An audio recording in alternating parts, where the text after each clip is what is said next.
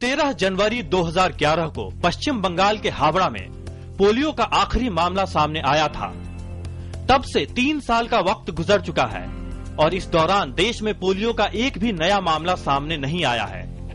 ये एक बड़ी उपलब्धि है और भारत की इस उपलब्धि को मान्यता देते हुए विश्व स्वास्थ्य संगठन आने वाले दिनों में भारत को पोलियो मुक्त देश घोषित कर सकता है। इससे पहले साल भर तक देश में पोलियो का एक भी मामला सामने नहीं आने के बाद 2012 में WHO ने भारत को पोलियो के खतरे वाले देशों की सूची से हटा दिया था।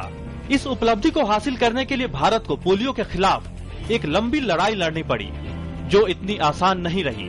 90 के दशक की शुरुआत तक देश में पोलियो के सालाना 2 लाख मामले सामने आते थे। इससे चिंतित भारत सरकार ने 1995 में देश भर में पल्स पोलियो कार्यक्रम की शुरुआत की, जिसके तहत 5 साल तक के बच्चों को घर घर जाकर पोलियो ड्रॉप पिलाने का विशेष अभियान चलाया गया। हर राष्ट्रीय टीकाकरण दिवस पर 17 करोड़ से भी अधिक बच्चों को पोलियो की दवा पिलाई गई। इस अभियान में राज्य सरकारों, अंतर्राष्ट्रीय संगठनों, विश्व स्वास्थ्य संगठन, यूनिसेफ, रोटरी इंटरनेशनल और इससे जुड़े करीब 23 लाख स्वयंसेवकों को शामिल किया गया।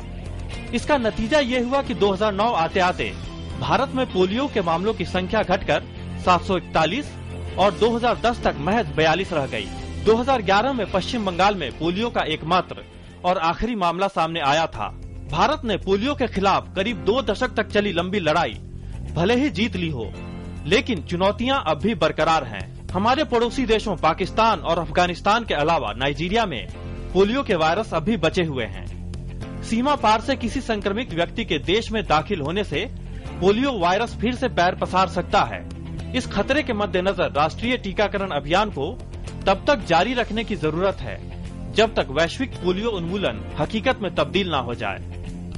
नितेंद्र सिंह के साथ निशांत सौरभ, DD न्यूज।